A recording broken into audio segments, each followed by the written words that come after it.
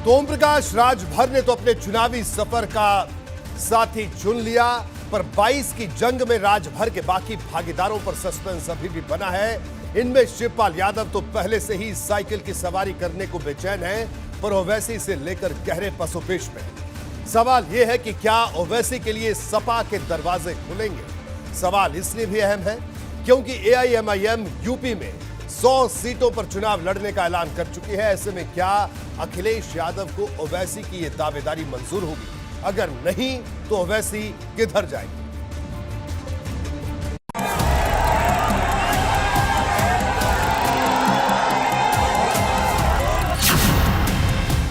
UP में ओवैसी की शतक योजना।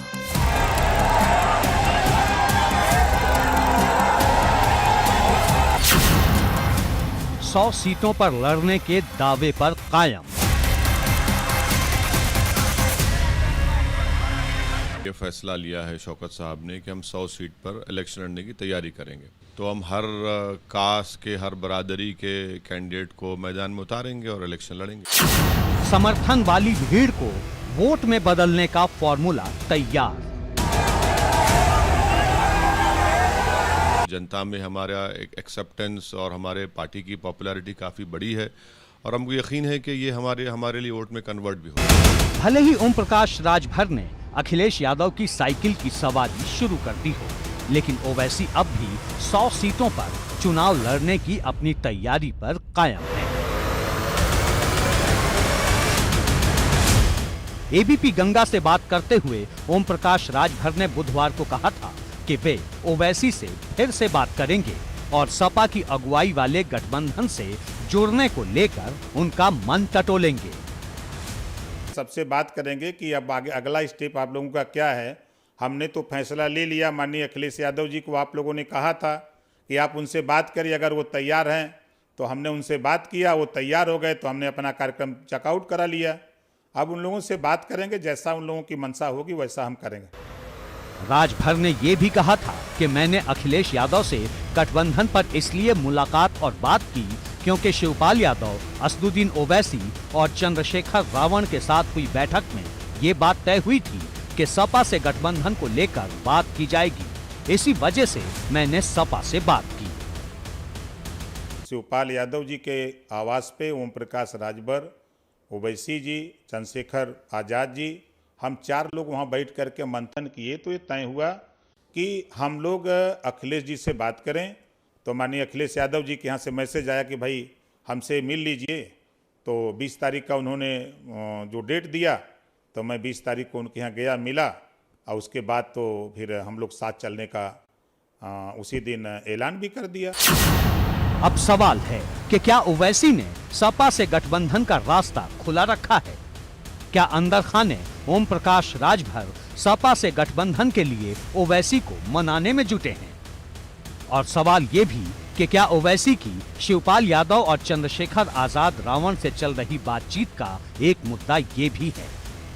ये सवाल इसलिए क्योंकि ओवैसी खुद शिवपाल यादव से गठबंधन पर चर्चा जारी रहने की बात कह रहे हैं और शिवपाल को सपा की तरफ से गठबंधन के लिए अखिलेश की हां का अब भी इंतजार है। हमने समाजवादी पार्टी को प्राथमिकता दी है कि हम अलायंस समाजवादी पार्टी से भी हो जाए तो ये हमें भारतीय जनता पार्टी को हटाने में आसानी होगी। एबीपी गंगा ने गुरुवार को आजमगढ़ में सपा अध्यक्ष अखिलेश यादव से इस पर सवाल पूछा। हमने पूछा कि चाचा शिवपाल यादव से गठबंधन करेंगे क्या? ओवैसी की पार्टी के साथ अलायंस के सवाल पर उन्होंने ऐसा कुछ नहीं कहा जिसे इनकार माना जाए। अखिलेश ने इस पर कहा कि उनका गठबंधन ओम प्रकाश राजभर से है। ये ओम प्रकाश राजभर जी और उनकी पार्टी के साथ गठबंधन होना है। अखिलेश ने ओवैसी को लेकर खुलकर कुछ नहीं कहा, लेकिन इस सवाल पर राजभर का नाम जरूर लिया। वहीं ओवैसी भी दो टूक कह रहे हैं कि उन्हें राजभर के कदम पर एतराज नहीं। कोई हमको एतराज नहीं है, वो क्यों फैसला लिए वो बता सकते हैं, मैं तो उनकी तरफ से नहीं बोल सकता हूँ। चुनावी रणनीति की इस महीन बुनावट को समझना आसान नहीं। पर्दे के पीछे क्या चल रहा है, इसका सटीक अनुमान लगाना भी मुश्किल है। बावजूद इसके ओवैसी के बयान से जो संकेत उभर रहे हैं, उसमें सपा से गठबंधन की संभावनाएं पूरी तरह खत्म नहीं दिखती। ये अलग बात है कि ओवैसी मुस्लिम वोटरों की चिंता करने वालों में खुद को सबसे आगे बताते हैं। जब वो करेंगे तो अच्छा है, और हम जब एम्पावरमेंट की बात करेंगे तो बी टीम और वोट काट रहे हैं। 14 में तो हम नहीं थे यूपी में, फिर कैसे बीजेपी जीत गई। 17 में हम सिर्फ 25 सीट पर लड़े, सपा का कांग्रेस का अलायंस था, फिर भी बीजेपी जीत गई। 19 में समाजवादी और बहुजन समाज का अलायंस था, फिर भी हम तो लड़े ही नहीं, वहां पर बीजेपी आपसे 15 लोकसभा सीट जीत पाए। ओवैसी जहां भी जाते हैं, दो आरोप उनका पीछा करते हैं।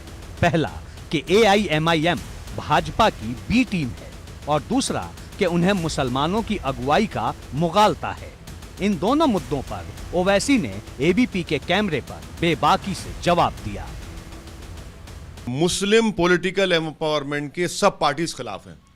ये हमको गुलाम और कैदी बनाकर रखना चाहते हैं, और सिर्फ हमारा काम यह कि थाली मारो और खामोश बैठे रहो।